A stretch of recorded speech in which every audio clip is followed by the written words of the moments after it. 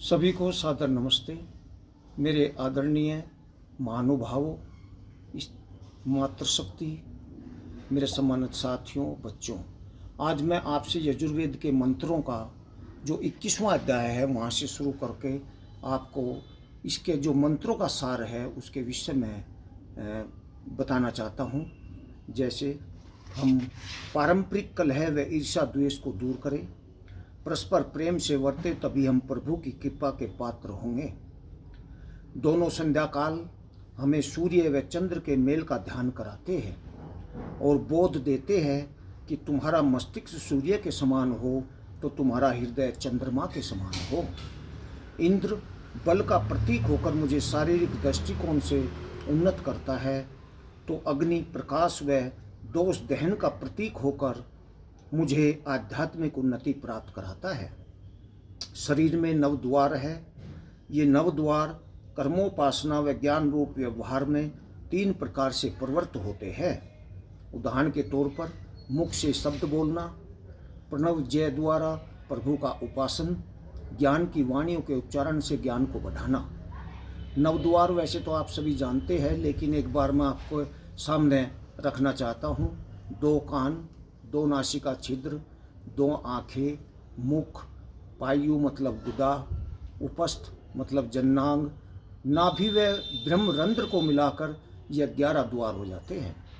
नासिका में दायां स्वर सूर्य स्वर है, यह शरीर में प्राण शक्ति को भरता है। बायां स्वर चंद्र स्वर है, यह अपान को ठीक रखता है। केवल सूर्य स्वर होता तो उष्णता व अम्लता बढ़कर शरीर समाप्त हो जाता, तथा केवल चंद्र स्वर होने पर कोढ़ के रोग बढ़कर शरीर अक्षयी हो जाता। अतः शरीर में ये प्राणापान सूर्य और चंद्रमा है।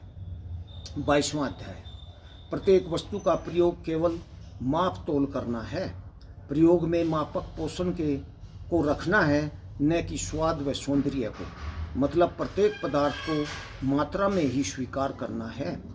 शरीर में 49 मरुतों व प्राण भेदों के ठीक से कार्य चलने का उल्लेख करते हैं। शरीर में ये प्राणवायु भिन्न भिन्न रूप में होकर सारे शरीर की विविध क्रियाओं को सिद्ध करती है। अतः अपने जीवन को शुक्ल बनाने के लिए मैं स्वार्थ त्याग करता हूँ, और स्वार्थ ही मलिनता है। इसके त्याग से मेरा जीवन शुद्ध होगा। इस प्रकार 49 प्रकार के प्राण भिन्न भिन्न कार्य करते हैं। प्राण शक्ति बल देती है, अपान शक्ति दोषों को दूर करती है, व्यान शक्ति सारे शरीर में नाड़ी संस्थान का शासन करती है और उसे ठीक रखती है। ईर्ष्या द्वेष के साथ खाया हुआ अन्न व पिया हुआ पानी हमारे अंदर विषयों को जन्म देता है। अग्नि तत्व को ठीक रखने के लिए हम यज्ञशील बने। स्वार्थ से ऊपर उठकर हमारा आहार विहार चलेगा तो इसमें अग्नि तत्व की वृद्धि होगी। भोजन सात्विक होने से जठरा अग्नि भी ठीक होगी। यज्ञों से सब लोक, पृथ्वी, अंतरिक्ष और दूलोक, सब देव, सूर्य चंद्र नक्षत्र, सब वनस्पति, जल, औषधि व सब प्राणी, प्रिलप्ता, चराचर और श्रीसर्प, 3 प्रकार के प्राणी हैं, हमारे अनुकूल होंगे। मतलब सारा संसार हमारे अनुकूल होगा।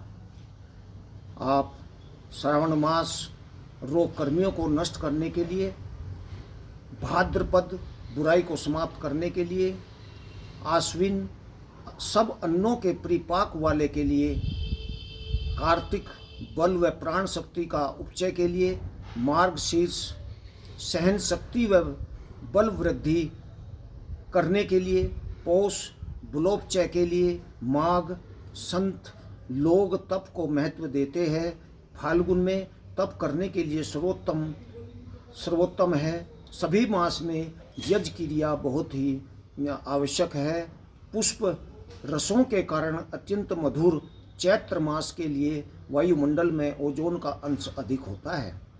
लक्ष्मी के प्रतिरूप वैशाख मास में यज्ञ क्रिया हो। पसीने आदि मलों को दूर करने के लिए आषाढ़ मास के लिए यज्ञ क्रिया हो। इस प्रकार से आप देखते होंगे कि हर मास में जो यज्ञ करना है उसके लिए विशेष कार्य होते हैं। अब 23वां अध्याय। आपने रक्षण क्रम में प्रभु को किसी अन्य चेतन सत्ता की सहायता की आवश्यकता नहीं है।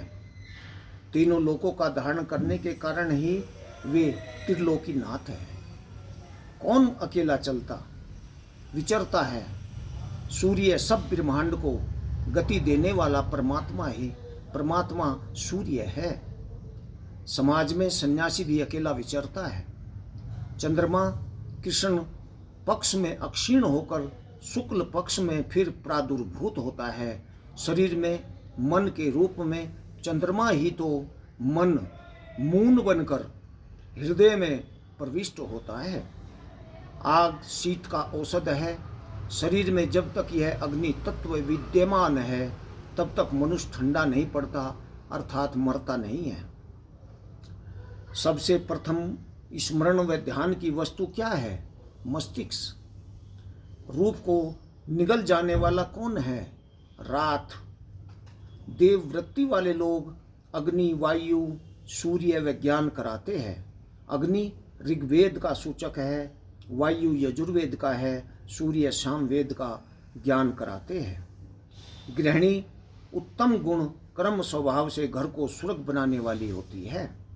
सूर्य इस पृथ्वी से 13 लाख गुना बड़ा है।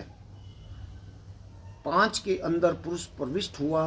अन्नमय कोश उसका सबसे बाहर का आवरण है। उसके अंदर क्रमशः प्राण में, मनोमय, विज्ञान में व आनंद में कोश आते हैं।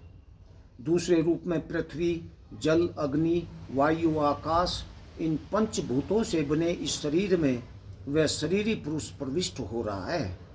फिर 5 प्राण हैं, 5 कर्मेंद्रियों में स्थित होकर इनसे कार्य कर रहा है। 5 ज्ञानेंद्रियों का अधिष्ठाता वही पुरुष है। ज्ञानेंद्रियों से यह शब्द, स्पर्श, रूप, रस, गंध इनका ग्रहण करने वाला है। शरीर को छोड़ने पर सब कोषों का अंत हो जाता है। पंचामृत क्या है? दूध, शर्करा, घृत, दधी और मधु। 5 मकार क्या है? मध्य, मांस, मत्स्य, मुद्रा, मैथुन। 5 पर्व क्या है? चतुर्दशी, अष्टमी, अमावस्या, पूर्णिमा। 5 महायज्ञ कौन से हैं? ब्रह्मयज्ञ, देवयज्ञ, पितृयज्ञ, अतिथि यज्ञ, बलि वैश्व देवी यज्ञ। जब जीव का यह भौतिक शरीर प्रकृति में चले जाएगा उस समय इस क्रियाशील चेतन जीव के रूप को प्रभु अपने में धारण स्थापित कर लेंगे। हम सुषुप्ति में होंगे और ब्रह्म रूप से होंगे। संसार में मार्ग भ्रष्ट वही व्यक्ति है जो हिंसारत है, कर्मों में नहीं लगा है, स्वार्थी है। वृत्ताकार होने से पृथ्वी जहाँ से प्रारंभ होती है वहीं आकर समाप्त होती है। प्रभु ही सब में विद्यमान है। प्रभु का पूजन कर, उसे अपने साथ संगत कर, उसके प्रति तू अपना अर्पण करने वाले हो। वे प्रभु कभी सृष्ट नहीं हुए, बने नहीं, वे स्वयंभू है, खुदा है। 25वां अध्याय है। गति का प्रथम अर्थ ज्ञान है। 33 देवों का ज्ञान यदि अप्राविद्या है तो 34वें प्रभु महादेव का ज्ञान ही प्राविद्या है। अज्ञेय वस्तुएं 33 देव, 34वें महादेव है। 33 देवों का ज्ञान हमें शारीरिक दृष्टि से स्वस्थ बनाता है तो 34वें महादेव का ज्ञान हमें आध्यात्मिक दृष्टि से उन्नत करता है। प्राकृतिक शक्तियों के अनुकूल वर्तन से, सूर्य किरणों के संपर्क में रहने से तथा अधिक से अधिक खुली वायु में विचरने से हम स्वस्थ जीवन जीने वाले बने। आज का हम यहीं तक रखते हैं। आपका बहुत बहुत धन्यवाद।